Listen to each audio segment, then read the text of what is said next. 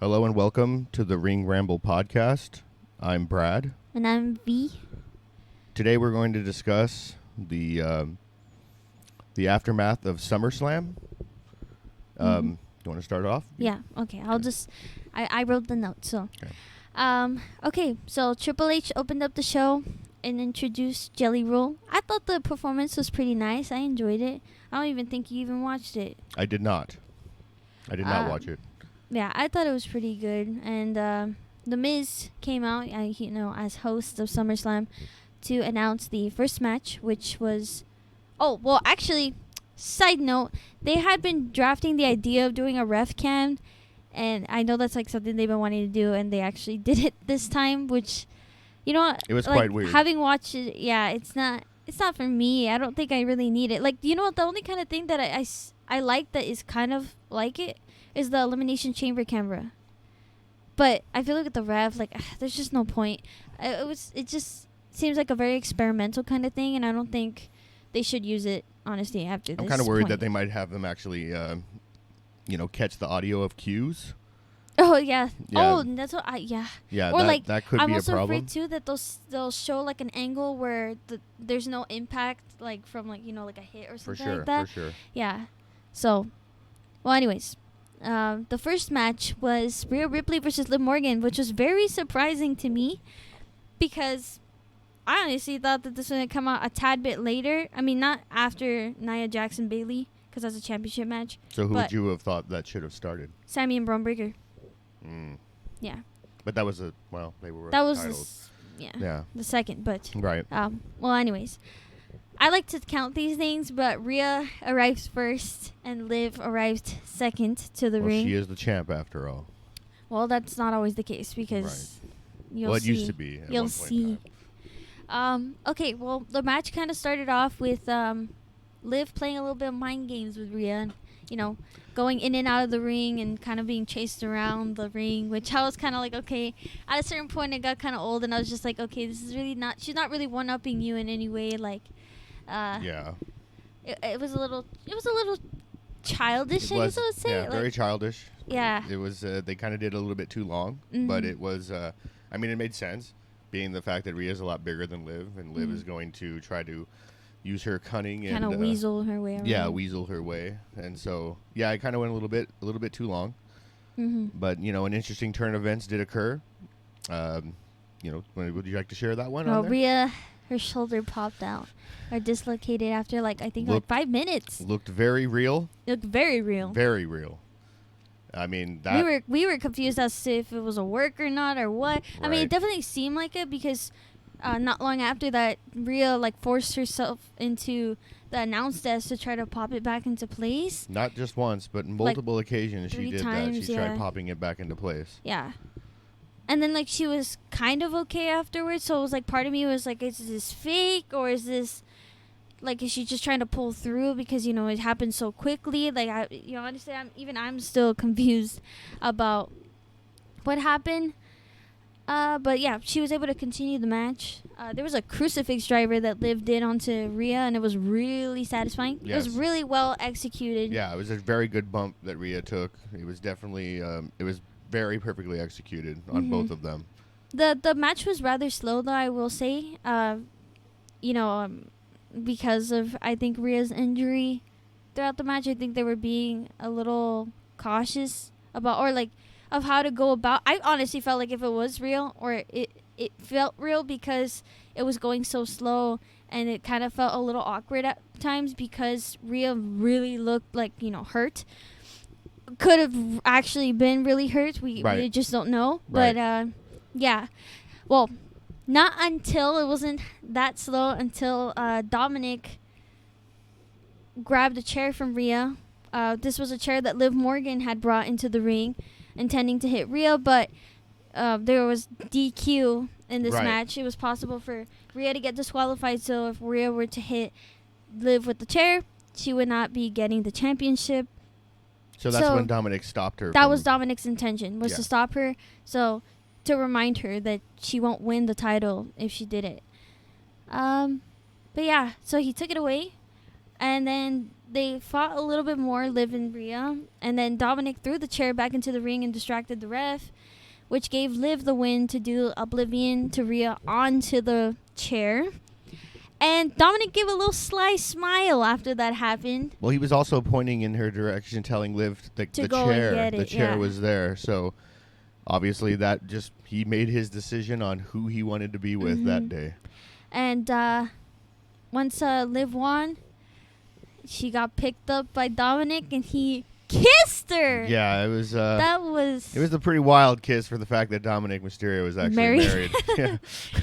Yeah, it was. I was like, okay, yeah. If you watch the predictions, obviously there'd be no purpose in watching this if not watching the predictions that we did. We did predict that Liv Morgan would win. And that it would be because of Dominic. So we were completely right with that one. Right.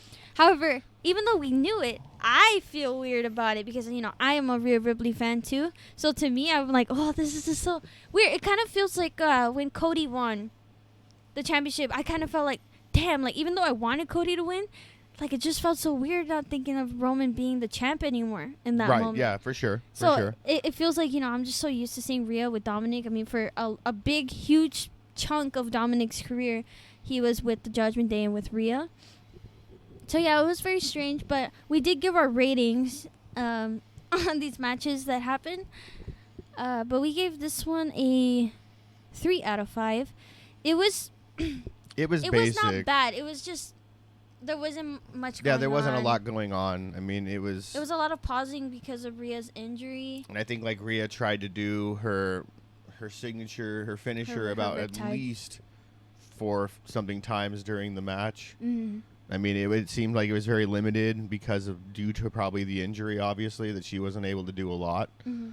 So, but let's all be real that we only kind of looked at that match as based off of what's going to happen with Dominic. Exactly. That was basically it. That was basically the whole idea, build up of that entire thing. Right. Yeah, because honestly, when the match was going on in the very beginning, we were more thinking when is he going to do it? Yeah. Or how he was going to do it. Yeah. I mean, obviously, we knew it was going to happen, but I didn't think the way it happened. I thought it was kind of pretty basic in a way. Yeah, I felt like it would be more obvious. Yeah, I kind of thought it might have been a little bit more grand, a little bit more showmanship on it. Yeah. But it was very kind of it was very generic. Mm-hmm. But still, it was very cool. Anticlimactic until he kissed her and stuff. Yeah, that was the big one. Was the big part. But I think that they could have had a more suspenseful moment before Rhea actually lost. Right. Yeah, leading up to her losing. So. Mm-hmm. Following that match, there was a little mini promo segment with Damien looking for Dominic Mysterio following Rhea getting basically cheated on. And he targets Finn for some reason. Starts yelling at Finn. Foreshadowing. It was foreshadowing. Foreshadowing for sure. But he tells Finn, oh, where's Dominic? Or something like that. And Finn's like, I don't know. And all this stuff. He's like, did you know he was going to do this? And Finn's like, no, I didn't. So then JD and Carlito were just basically... JD was sitting there saying, we'll go find him.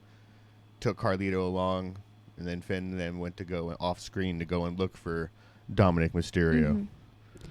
So next is the Sami Zayn versus Bron Breakker match. So Bron arrived first and Sami arrived second.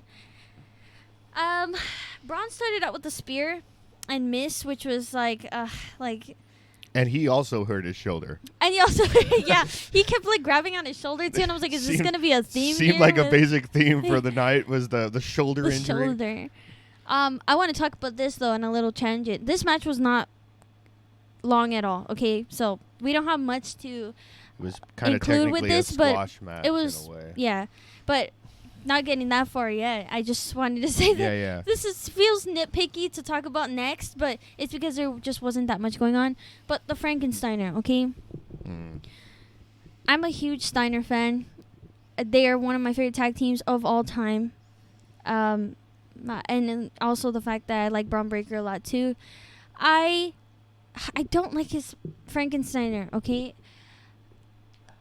It's a move. Okay, so you were saying that it was something that he reinvented. He made it himself, his own. made it his own by going off the top rope. Yes. Okay, that's fine, but it's never executed well. And I'm not saying that that's his fault or anything. It's just no one could do it right. And he's done it on plenty of good wrestlers like Ricochet, like Sami, and they never get it right, you know? Mm-hmm. That's what was so great about the original Frankensteiner that Scott Steiner did was the fact that he literally jumped up to their head height and flipped them. Right. And that's just something like that's inescapable. But with Bron, he, you know, him approaching the top rope and having a flip off from the second as the person that's being thrown off, it's just awkward.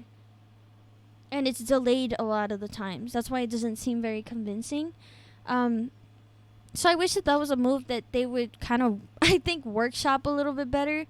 Like, it's not something I want them to get rid of. It's a stable part of, like, the Steiner moveset. But I just think that it's not something that's needed in these matches right now. However, I would also argue, too, that he doesn't have enough variety in his moveset either.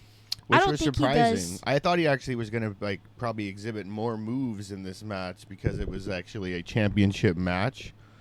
But apparently, yeah, it was very, very brief. Not a lot of moves. A couple of spears. He did the Frankensteiner. He attempted to do the gorilla press to the front slam, but you know, obviously that didn't happen. But yeah, it wasn't a lot. Not a lot of moves. Not a lot of moves going on. No.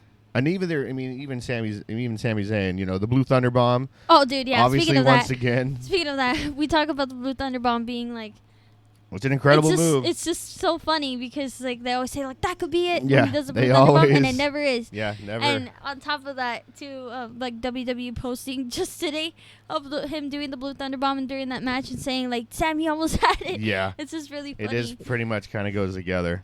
Yeah, so it was a very fast match. Very quick. Honestly, how long was that match? Like 7 minutes. Yeah, and then the fact that you know obviously Bron Breakker did pull it off, and I'm surprised. I'm shocked because I'm not shocked. I feel like you know he's still very like new to the roster, and the fact of just the way it built up to him getting that championship. Mm-hmm. That's what we were talking about the last podcast. I don't really agree with the fact that he had to kind of throw a tantrum to get to where it was, and then, you know, here it is, and he now has a championship. So I don't really agree with that. Yeah. I mean, obviously, does this open up a lot of opportunities and some better matches for him down the road? Yes, obviously. I mean, part of me wants to believe that this is something that I told you, but the Bash in Berlin having been announced just recently, I think that Ilya Dragunov would be the perfect candidate to fight at that pay-per-view against Bron. Ilya Dragunov for sure. Yeah, and so Bron Breakker won. Our rating, honestly, we didn't give much of a rating because it wasn't really. It was a squash match. On. Yeah, it wasn't really much going on. And for the predictions, I was right. Well, yes. I was right. Right. Which, you know, honestly, I thought it was pretty equal, too. I just leaned towards Bron Breakker. But I did not think that match was going to be the way that it was. Yeah. But I also feel like I was pretty on par with the whole transitional champion kind of thing for Sami. Yeah. I felt like, you know, with the squash match especially, that's showing how dominant the other figure is, and he's popping him up. So yeah, that's perfect. For sure. Yeah. For sure. Well, anyways, Logan Paul versus LA Knight. So Logan arrived first and then LA Knight. I'll first say, too, the reason why I check these orders of when they come in is because there's technically usually a pattern. Right. So Liv won, and she came out second, so second wins. And then Bron came out first, so first wins. And so... Well, you know, interesting side note is just my father, your grandfather, used to always tell us when we used to watch pay-per-view events back in the day when we were little that whoever came out second always won. And back in those days, that pretty much was how it happened. It was usually the champions, too, that time. Usually. Mm-hmm. But it was always whoever came out second. So obviously now it's like they kind of switch it up here and there. They do. And so, like, that does kind of make it a little bit better, especially for somebody that grew up thinking that anyone that came out second was always going to win. Okay, so the match started off with Machine Gun Kelly by Logan's side. Now, I'm going to keep my comments about Machine Gun Kelly to myself. But from the tone of my voice, you can tell he's not my favorite kind of person at all. The guy tried to do metal, tried to do rap. Now he's trying to get himself into wrestling.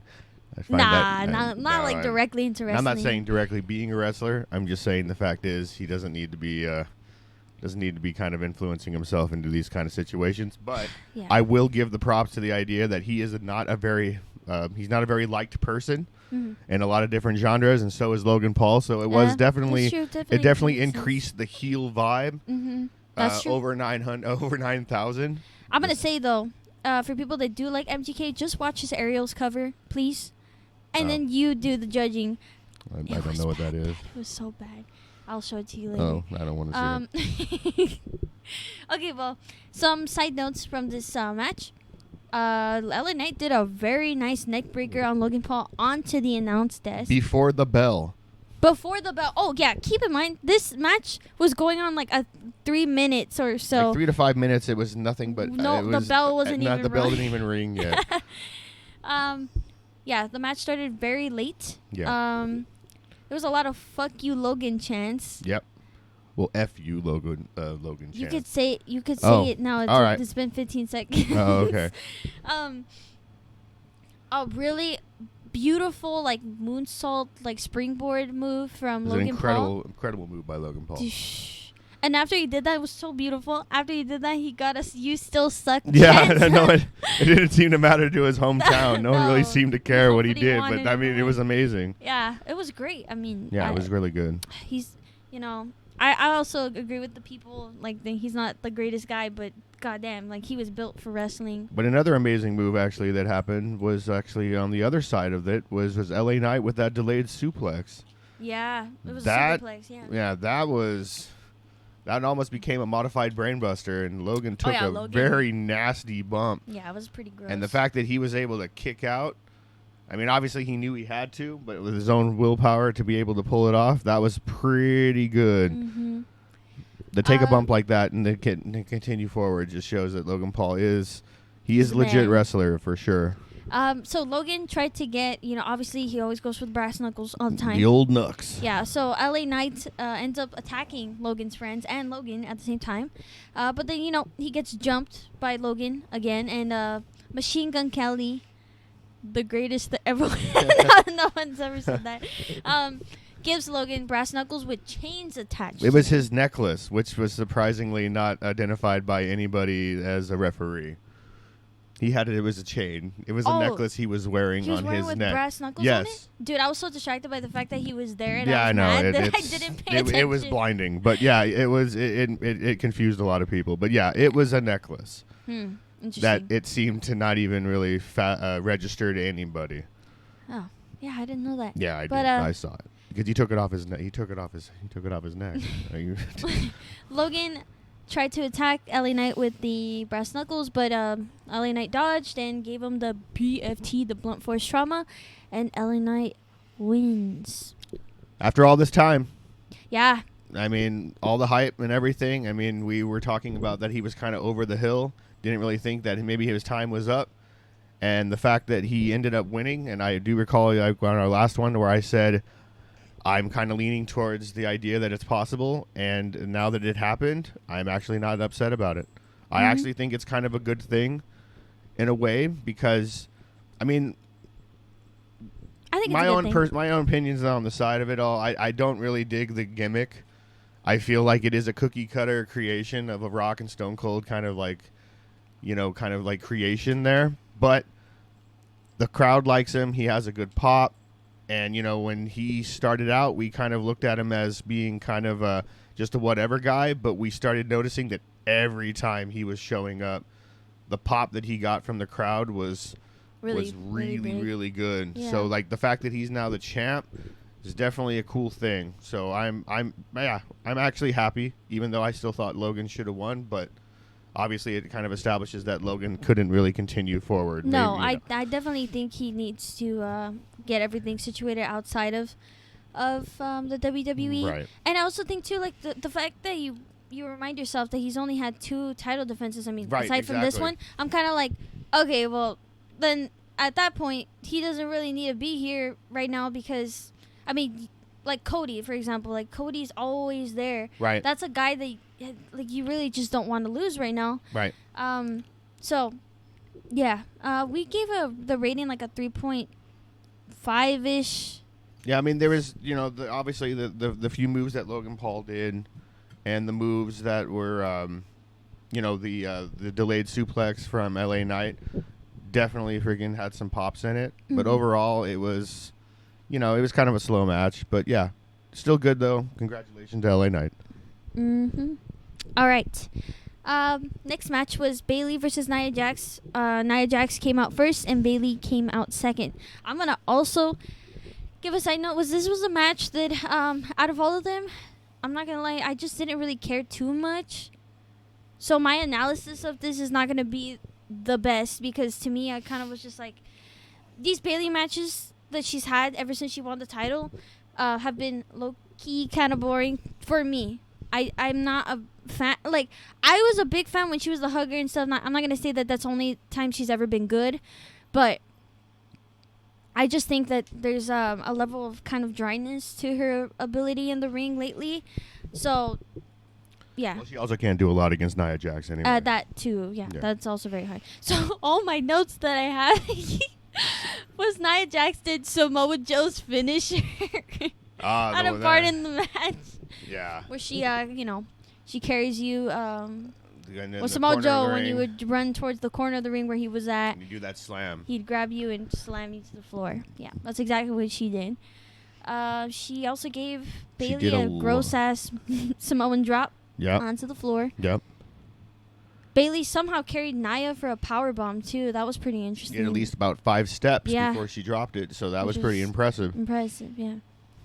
And Nia Jax, first she did her drop once, and it didn't work. Then finally, Tiffany Stratton came in, so I thought that she was going to cash in, possibly. Yep. But she got hit immediately by Bayley and kind of just fell to the floor. Shattered everything. Yeah. And, Nia did her thing. She started beating up Bayley, and she did 2 drops at a time. She dropped once and immediately went back up and dropped again onto Bayley and ended up winning. And then she put she grabbed the title and stuff, and I was like, damn, are we forgetting that Tiffany's there? So then I was kind of like, oh man, what's going to happen? There was a very long kind of like pause there of Tiffany Stratton and her standing next to each other that we were kind of waiting. Like, is she gonna hit her? Is she gonna hit her with the briefcase? Or I thought she was gonna look at the ref and be like, ooh. No, I think I was looking for her to hit her in the head. But yeah, that did not happen. Yeah, did not cash in. So, from our predictions here, we're like half right. What did you say that Nia was gonna win? She was gonna beat Bayley. I think I actually just kind of based mine off of like, what is Tiffany Stratton gonna do? Is basically what I said. No, but I'm if I'm not mistaken, didn't you say Bayley was gonna win and then Tiffany was gonna cash? I think so. Yeah. I think I might have said Bayley. So you were dead wrong. I was dead wrong. I was half right because I did predict Nia winning that one. Well, also for the previous one, I don't know why we didn't touch on this. For LA Knight, I predicted he was going to win, and then you predicted first that Logan Paul was going to win, but then you switched up. Yeah, so you were also half right there.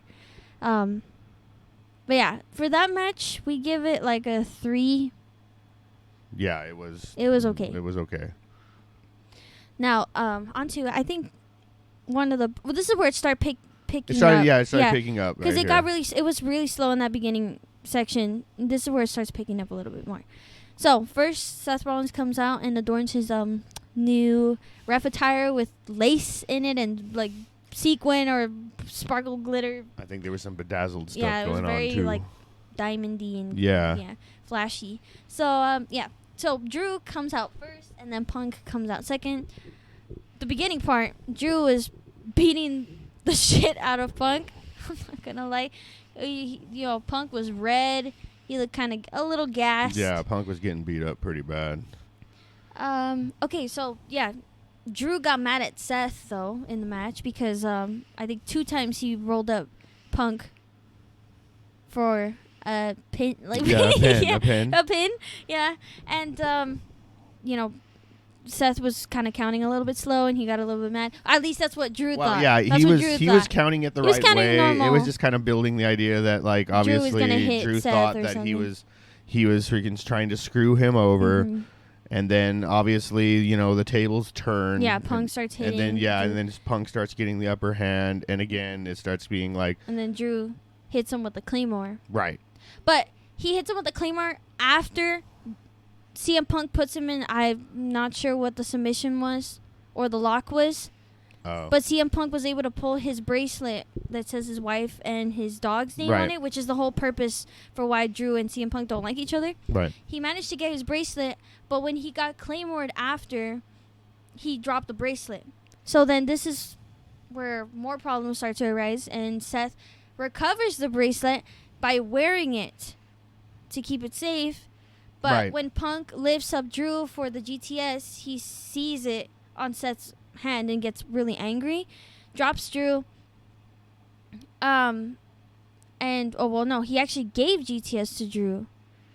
He did. Wait, did I write this wrong? Oh, yeah. Okay, so Seth counts late. Right. Again. Right. Because he gets dropped off in a little bit. So Punk got mad, and then Seth gets mad at Punk, and then Punk ends up attacking Seth with the GTS. And then that's when Seth is out, and then Drew gives CM Punk a low blow. Then Drew hits Punk with the Claymore, and then ends up pinning Punk for the 1-2-3. This was a good match. It was funny seeing Seth, just watch them like beat each other up and laugh and all that kind of stuff. Avoid counting out. Yeah, he was tying his shoe. Yeah. He was just like chilling on the turnbuckle. Yeah. I didn't write very good notes for this one, but honestly, there was just so much kind of back and forth happening in this match. For the most part, though, Punk wasn't winning in the beginning. He got a little moments here and there. And then, obviously Drew had to get mad at Seth first, then Punk get mad at Seth. And there was a nice little exchange between CM Punk and Seth Rollins when Seth Rollins was saying, like, it's not always about you, and they were going back and forth, and he was, like, cussing him out just, like, kind of how it was when he showed up at Survivor Series. Mm-hmm.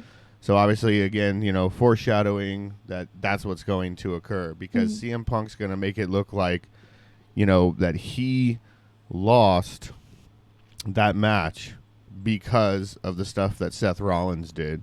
And he's going to use that as a way of an angle for him to go after Seth Rollins for something that, possibly WrestleMania 41. Mm-hmm. The rating we gave it was like a 3.8. It was not quite a 4. But, the star factor was there. The storyline was there. What it was. Yeah. That's why the score was high. It's just because of the storyline. It leads into, like, the next step between CM Punk and Seth Rollins. Yeah, and as for the predictions, I was completely right as far as like every detail basically that happened there, except for the fact that I didn't think about the bracelet so much. Right. But I did specify that CM Punk would be the one to be aggressive towards Seth. Right. And you agreed with me when we talked about this, so we were both right there. There was a promo following this match with Finn telling Damien that he cannot find Dominic Mysterio. Right. And Damien apologizes for how he acted towards Finn earlier, basically accusing him of knowing that Dominic was going to do what he did with Liv. And Finn says that he can help Damien in the match. And that promo kind of leaves with, I don't know how to describe it. I don't know if it's quite suspicious looks from Finn. It was kind of more like him. He was rubbing his hands together and kind of looking down. So I'm kind of like, it was a little suspicious. It was menacing. Yeah. So, yeah. Well, the next match is Gunther versus Damian Priest.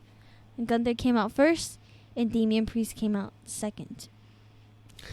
The first note I have.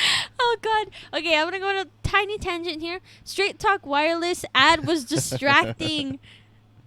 And I'm going to mention WrestleMania Night 1 in particular. Actually, this goes for a lot of the pay-per-views that they've been having, but this one in particular, Night 1 WrestleMania, Seth Rollins and Cody Rhodes versus Rock and Roman. That American Homeland Security or American Security ad was so bugging because it was white everywhere. It was a white light everywhere, and it just plastered everywhere. It said, like, American Home Security and all that stuff.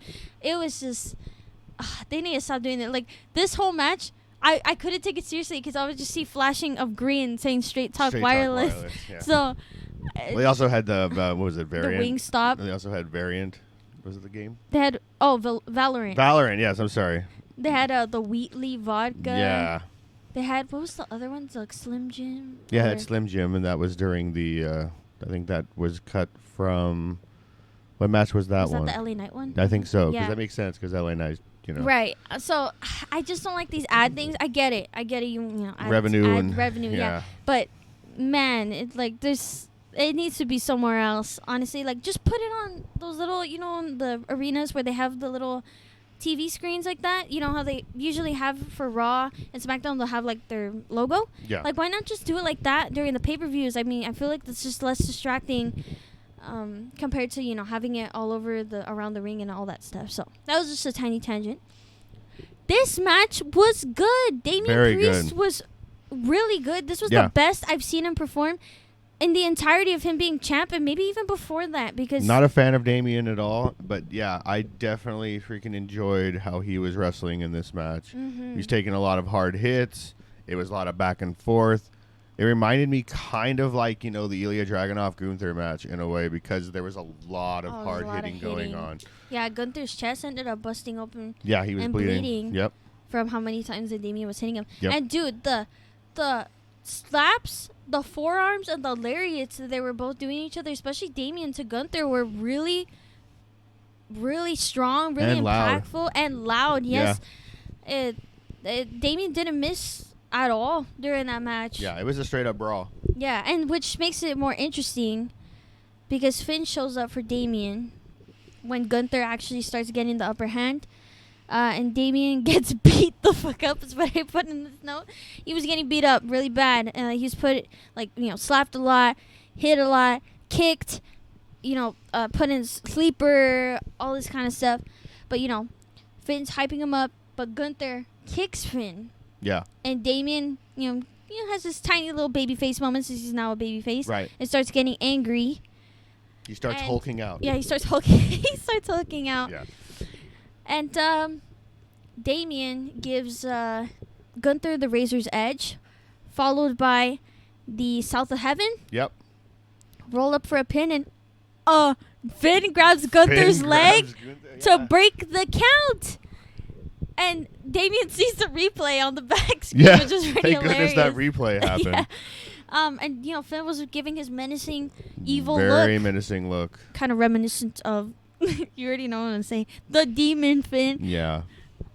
You know, that video will come out soon, but I love the Demon. I love Finn Balor. But I hope that means that they'll have a match with, you know, the Demon maybe. Oh, obviously something's going to be happening with those guys. Yeah, for sure. So, yeah, he betrayed Damien Priest, which is actually something I believe you mentioned. I did. So, yeah. Gunther locked the sleeper on Damien. He did not wake up. Gunther won, and now he's the World Heavyweight Champion, which is awesome because this is what I wanted the match to end like, too. Yep. I'm glad it ended the way that it did. However, when I did my prediction, I was dead wrong because I said that I felt like in my bones that somehow Damien Priest was going to win. But, you know, considering that, you know, Rhea lost in the way that she did, it just makes perfect sense because this is what you think, right? Tell them what you think about the Judgment Day. I think that freaking Rhea Ripley and Damien Priest are out, and they are going to either be joining forces and starting their own new group. Now, I don't know who that's going to be, but they are definitely going to be the odd ones out of that group. So and JD, Carlito, Liv Morgan, and Dominic Mysterio are going to now be the Judgment Day. Mm-hmm. Yeah. Which I actually, in some ways, and, you know, I actually think that's for the best. I like JD. I like Carlito. I like freaking Finn Balor. I'm not a huge Damien Priest fan. And might make some people upset. I'm not a big Rhea fan either. You freak. Yeah. You freak, man. Yeah, I'm not. I mean, she's great. I mean, the stuff she does is awesome, but I'm just kind of like, whatever. So the idea that she's going to be kind of going on their own thing. So, yeah, Monday Night Raw is definitely going to be very interesting when it comes to that situation. Yeah. I really want to see, like, where this goes because this leads into, like, you know, another storyline, what's going to happen here. So I'm very interested in that. So for me, that's what I think is the great. I mean, Gunther being a champ's great. Yeah. But the fact is now we have this storyline Damien Priest, Rhea, and the Judgment Day, and seeing where that goes. Monday is going to be pretty awesome.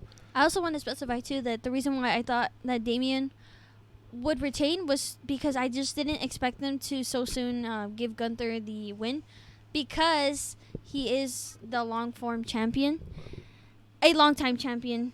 He frequently just has long reigns and stuff, and so I just felt like, maybe now wasn't the time yet, especially since Cody is currently champ, and, I just don't see his championship status changing anytime soon.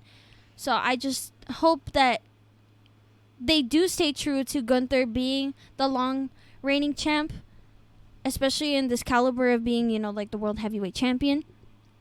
But I just feel like people would get bored. I know I wouldn't get bored, but I just feel like people would. Well, with a lot of the guys that are in Raw, I mean, there's a lot of good opportunities for him to have championship matches with people. Yeah, no, he has good people. Yeah, don't forget that Ilya Dragunov is there. Well, I don't think just yet, but no, yeah, but eventually. That's eventually. Yeah. So our rating of this match was a 4.25. So far, literally the best match. Yeah. So, okay. So next, Miz announced the attendance record of, I didn't get it specifically, but it was like about 54,000, and R-Truth was with him. They were interrupted by A-Town Down Under, which is Austin Theory and Grayson Waller, who were attacked by the Awesome Truth and Jelly Roll, actually, who came in with a steel chair and gave him chair shots and a choke slam. A very nice choke slam. Yeah, Jelly Roll gave a choke slam to Theory. Theory sold that incredibly. He jumped up high and all. He sold that very well. And that was followed by a 5-knuckle shuffle that Awesome Truth and Jelly Roll did together onto Theory. So that was kind of interesting. It was pretty cool, I thought. Yeah, it was pretty interesting. The final match, okay? Solo Sikoa came out first by himself. Cody was walking backstage, preparing to go to the ring, and he was stopped by Arn Anderson. Former Four Horsemen? Yes. 4 Horsemen. For a talk before he goes to the ring, and he was just saying that friends were going to be by his side, and kind of just like a little bit of a pep talk, a little nice, talk of like inspiration and all. Right. So we thought, we already know initially that whenever the Bloodline members will come in, it was going to be Kevin and Randy. For sure. Yeah. But when they said this too, or that he also mentioned Roman, Arn Anderson mentioned Roman about with like the championship and him earning it. Right. So I was like, okay, well, we predict that Roman was going to come in, so could be him, but we were also thinking maybe he's talking about somebody else. Yeah, that we maybe couldn't somebody else was expect. coming in. Well, we'll see. Right. Let's see. Well, when Solo got in there, we got a lot of "We want Roman" and "Fuck you, Solo" chants in the start of the match. Something interesting though was that Solo was kind of outsmarting Cody a little bit. There, he blocked Cody's little drop, right hand, little hit. He also blocked. He tried to attempt to do a power slam. Yeah. The snap power slam. Power slam. That didn't happen either. Yeah. Oh, so this is. Go ahead. This one here. I'm not sure why they call Solo Samoan Drop a Samoan Drop, at least from this match, because he kind of just looked like he did a little toss over his shoulders. Yeah, it was very sloppy. Yeah, he was not hooking of the arms or anything like that. So, yeah, I'm not really sure why they kept saying that, and he did it about 4 times. That match. It was a little bit slow because it was just they're kind of building it up. Yeah, they're pretty equal, and like Cody matches go, they kind of it's very equal in the beginning, and then kind of the other person's winning. But I also feel like it kind of did that because we all kind of knew what was going to happen. Yeah. So Tama Tonga and Tangaloa came in to attack Cody, which what we expected was going to happen was Kevin Owens came to help. Once he got overwhelmed, Randy Orton came in to help, and Tama Tonga, Tangaloa, Kevin, and Randy exited the ring, which was not smart because I thought, if I were Randy and Kevin, I'd be like... Well, I thought Tama Tonga and Tangaloa did that really nice double T move on Cody Rhodes. That was actually a really good move. But I will say, though, that Tangaloa botched his, pushing Cody into the turnbuckle. And honestly, I'm not really surprised because, I mean, he botched his debut. Well, maybe it's probably because of the eye patch he has on. No, but he didn't have the eye patch in the debut. Yeah, but he did that. Maybe there's some sort of vision problem going on. I think there's something going on. Maybe it's just not his vibe in the WWE. I don't know. Yeah, I'm not sure. But, yeah, so Cody was left alone again, and Cody began hitting Solo with steel steps. Then Solo spears Cody after getting hit, and then here comes Jacob Fatu before Cody can complete his third crossroads after a series of crossroads. Jacob splashed onto Cody onto the announce desk off the top rope, which Jacob Fatu looked like he hurt himself. He did. He was grabbing his leg, and he was sitting there cussing a lot, sitting there because he couldn't get up. Yeah, and he kept yelling at Solo to get like in there to finish the job. Which, so I don't know if that was real. Mm-hmm. If that was like some sort of like a shoot right there, but like it was nuts because usually the fact that Fatu gets up. Yeah, he gets up. He and tried the fact getting that up. Yeah, he did, and he fell back right back down. Yeah, and Solo went in. He did like a splash, which he's not like particularly known for. I don't know why he went with that, but Cody kicked out. Yep. So all of a sudden, dun, dun, Roman Reigns returns. Which threw us all off because of the fact that they had a really odd intro in the beginning. It wasn't the direct orchestral choir kind of voice thing did not happen. If it was a lot of drumming kind of thing, so it was kind of caught us off guard at the time. Yeah. But obviously, Roman Reigns, like everybody, I'm pretty sure anybody that's following wrestling knew this was going to happen. Right. And then like what we talked about in the last podcast is like, what exactly was Roman going to do? I was dead set he's going to go and help Cody. I mean, it just feels right because, Solo was like, oh, Roman wasn't the real tribal chief. He wasn't doing anything. Right. Like, he wasn't protecting our family and blah, blah, blah, blah, blah, on our name and our legacy and all that stuff. So, yep. Roman runs into the ring and Superman punches Solo, then spears him.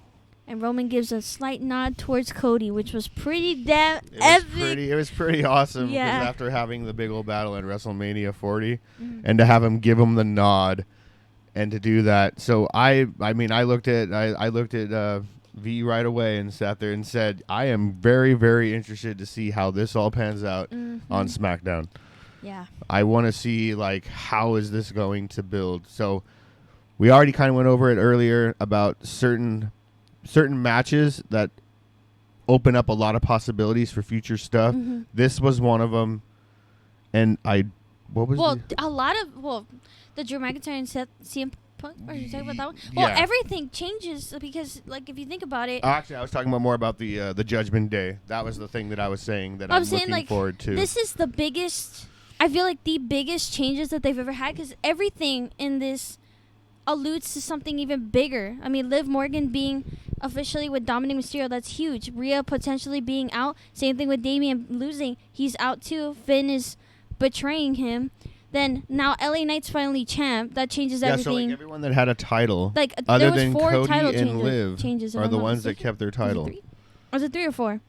Well, Braun Breaker won. LA Knight won. Nia Jax won. Right. Yeah, and Gunther won. So, 4 title changes. Wow. Yeah, 4. So, yeah, a lot has changed. It has. So, yeah, I mean, it was a good show. I would say it definitely got way better at the end there. Yeah. Yeah, so I would honestly go as far as to say that this has been the second best pay-per-view of the year. Because think about it. Like, okay, Backlash was only cool because of the crowd. The matches themselves were okay. Clash of the Castle was terrible. I've seen people do ratings or rankings of these pay-per-views so far of the year, and for some reason they don't put Clash of the Castle last. They usually put. I think they put Money in the Bank last, if I'm not mistaken. I'm not really sure. Money in the Bank was not that good. Clash of the Castle was not my thing either. I honestly thought Clash of the Castle was worse. That was a very disappointing pay-per-view in my opinion. But no, this one was good because of how much has changed. Now, of course, that's not really fair to say. Like that would make it a good pay-per-view because I just think that shouldn't have to happen for it to be a good pay-per-view, for all these changes to happen. But it was good. because of that too. And you know, this is kind of technically like a second WrestleMania. It's like the second biggest show of the year. Right. Yeah. But yeah, I mean, I'm looking forward to seeing all that's gonna happen. I mean, like, it's gonna be pretty interesting. It's gonna be a lot of definitely. different stuff. Monday and Friday are definitely going to start pushing direction, like start opening up a lot of possibilities of what's going on. Part of me wonders too, like, will Shawn Michaels want to follow in Triple H's footsteps and make some big changes at NXT? Who knows? Yeah. I still think someone has to lose in this week 2 because no one lost that last time, and I just feel like it's kind of messed up. Unless they want to compensate for so many people winning this time at SummerSlam.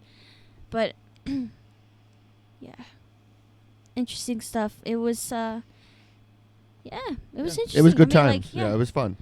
So that's basically all our thoughts so far. Yep, that was it. Yeah. So I mean, if you guys have any, what your thoughts were, comment below. So what would you like to see happen on Monday or on Friday with the storylines and the upcoming storylines?